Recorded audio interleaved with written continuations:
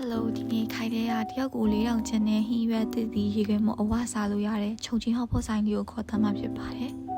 ဆိုင်လေးကတော့ဝါရက်လန်ဖိုးစီစေးရုံရှိမှတည်ရှိပါတယ်ဆိုင်လေးကိုဝင်လိုက်တဲ့လုံးဝတရုတ်ပြည်ကိုရောက်သွားတယ်လို့မို့ Chinese vibe အပြေခံစားရရတယ်ဆိုင်လေးက3တက်ရှိပြီးတော့ခိုင်တဲ့ကတော့အပေါ်ဆုံးတက်မှာစားခဲ့ပါတယ်ပေါ်ဆုံးတက်မှာသူဒီလို sauce ဆက်တဲ့ကောင်တာလေးထားပေးပါတယ်အခန်းလေးကလည်းလုံးဝ privacy ရှိပြီးတော့အခန်းကလည်းပေးစရာမလိုပါဘူးကိုမချင်းနဲ့အသားတွေပဲလိတ်တွေကိုတော့ဒီလို menu လေးမှာအမှန်လေးချိပေးလိုက်တယ်သူတို့လာချပေးရပေါ့နော်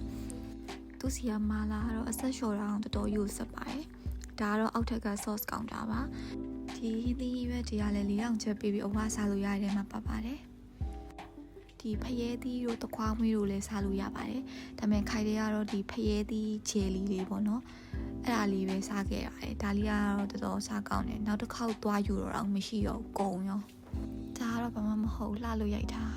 ဒီကဲမုတ်ကလည်းအဝစားပဲ strawberry နဲ့ chocolate flavor နှစ်မျိုးရှိရရောထားတဲ့ဟာလည်းရှိရ